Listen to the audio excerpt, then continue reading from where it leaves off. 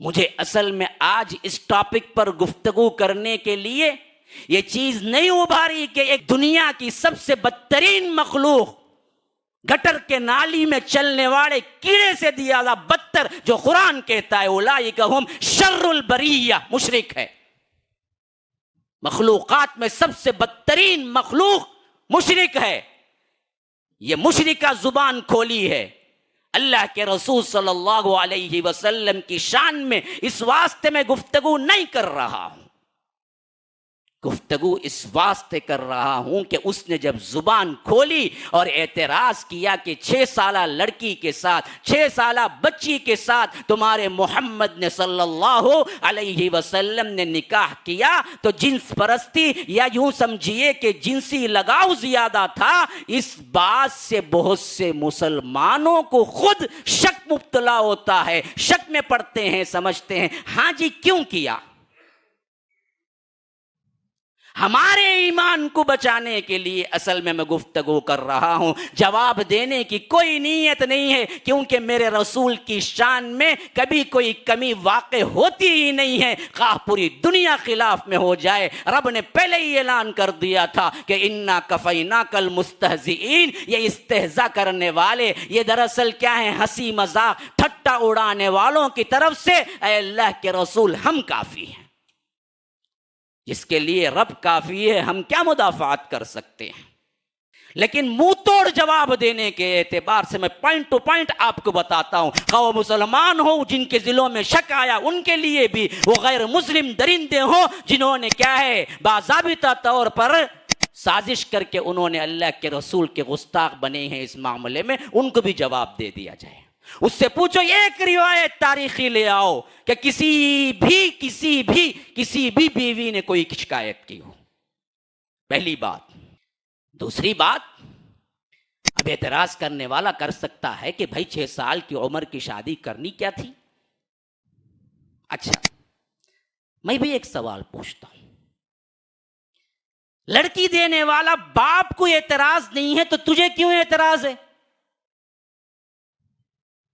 اعتراض تو سب سے پہلے کس کو ہونا چاہیے تھا نا جی؟ باپ کو ہونا چاہیے تھا۔ صدیق اکبر کہتے ہیں اللہ کے رسول یہ چھوٹی سی بچی 6 سالہ بچی میں کیا کروں؟ زبردستی تو نکاح نہیں ہوا تھا۔ اب میں پوچھتا ہوں، پوری عرب دنیا میں پوری 1 صدی اٹھا لو، 2 صدی اٹھا لو، مشرکین مکہ سمیت، حضرت عائشہ کی 6 سالہ شادی پر کسی نے اعتراض کیا؟ جو بعد میں آنے والے یہ بدبخت ترین لوگ پیدا ہوئے، یہ سفید چمڑی کے اندر درندہ دل رکھنے والے لوگ جو ہیں وہ پیدا ہوئے تو اعتراض کیا۔ مجھے بتاؤ عرب دنیا کے اندر جب اللہ کے رسول مکی زندگی میں شادی کی، وہ بھی مدنی زندگی میں نہیں، مدنی زندگی میں رخصتی ہوئی، 10 نبوت میں شادی ہوئی، مکی زندگی میں ابو جہل، ابو لہب، عتبہ، شیبہ، ربیعہ، جتنے دشمنان اسلام ہیں اللہ کے رسول کی ایک ایک حرکت کو مذاق بنا رہے ہیں۔ اما عائشہ کی شادی ہوئی اور لوگوں کو معلوم ہوا، ابو جہل نے کیوں نہیں کہا، ابو لہب نے کیوں نہیں کہا، عتبہ نے کیوں نہیں کہا، شیبہ نے کیوں نہیں کہا؟ کیوں دشمنان اسلام نے پروپیگنڈا نہیں کیا اور کہا یہ کہ یہ 6 سالہ لڑکی سے کیسے شادی کر لیا، یہ تو ہوس پرست ہے، یہ تو فلاں ہے؟ کیوں نہیں کہا؟ ایک بتاؤ مجھے، ایک روایت بتاؤ کوئی دشمنان اسلام نے اللہ کے رسول کی اس شادی پر کلام کیا ہو؟ کیوں؟ یہ اصل میں عرب میں رواج تھا، اس رواج کو اسلام نے باقی رکھا، اب بھی کر سکتے ہیں۔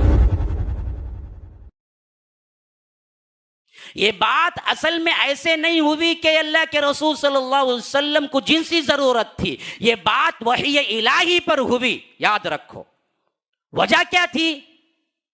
اللہ کے رسول صلی اللہ علیہ وسلم کی ظاہری زندگی کو دیکھ کر لکھنے والے اور پہنچانے والے، اور اللہ کے رسول صلی اللہ علیہ وسلم کی دعوتی زندگی کو دیکھ کر لوگوں تک پہنچانے کام کرنے کے لیے صحابہ مردوں کی ایک بہت بڑی جماعت تھی، لیکن عورتوں کے مسائل سکھانے کے لیے ایک بیوی سے کام نہیں چلنے والا تھا، ایک ایسی ہونہار ہونا ہی تھی جو کہ آگے چل کر یہ پورا سرمایہ منتقل کرنا تھا۔ تو اللہ کے رسول کو اشارہ دیا گیا کہ تمہاری بیوی عائشہ ہے، تم نکاح کر لو، تب اللہ کے رسول نے نکاح کیا۔ اسی واسطے ہم دیکھتے ہیں وفات نبوی کے بعد اللہ کے رسول صلی اللہ علیہ وسلم کی زندگی کے بعد 40 پر 8 سال حضرت عائشہ زندہ رہی، اور پورے 40 پر 8 سالوں میں انہوں نے جو دین کا کام کیا، جو پھیلایا اور جو درس دیا، جو فتاوی دی، بڑے بڑے صحابہ بھی عاجز آ جایا کرتے تھے، حتیٰ کہ صحابہ خود روایت کرتے ہیں کسی مسئلے میں ہمیں شک پڑ جاتا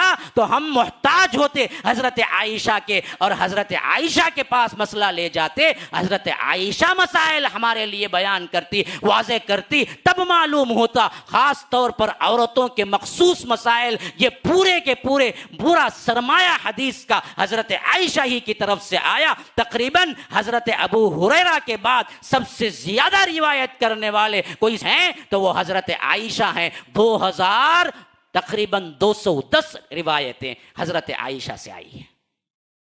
یہ منشا اللہ کا تھا، اللہ نے حکم دیا تھا کہ حضرت عائشہ سے نکاح کرو، جیسا کہ حدیث میں الفاظ ہیں کہ مجھے ایک بالکل پوشیدہ کر کے ایک کپڑا پیش کیا گیا اور میں نے اس کو کھول کے دیکھا تو اس کے اندر اماں عائشہ تھی، گویا کہ حکم تھا کہ آپ ان سے شادی کرو، کیونکہ ان کے ذریعے سے پورا دین پہنچنا تھا خواتین کے مسائل کا۔ اس واسطے یہ تھی اصل میں کاز جس کی وجہ سے اللہ کے رسول صلی اللہ علیہ وسلم نے شادیاں کی ہیں۔ جنسی نوعیت کا کوئی مسئلہ ہی نہیں تھا۔ اللہ کے رسول صلی اللہ علیہ وسلم تو بالکل دنیا کو برکہ کی بھی حیثیت دینے والے نہیں تھے۔ ان کی زندگی کے شب و روز پڑ جائیے، پوری رات تو تہجد میں گزرتی تھی، پورا دن تو دعوتی میدان میں گزرتا تھا۔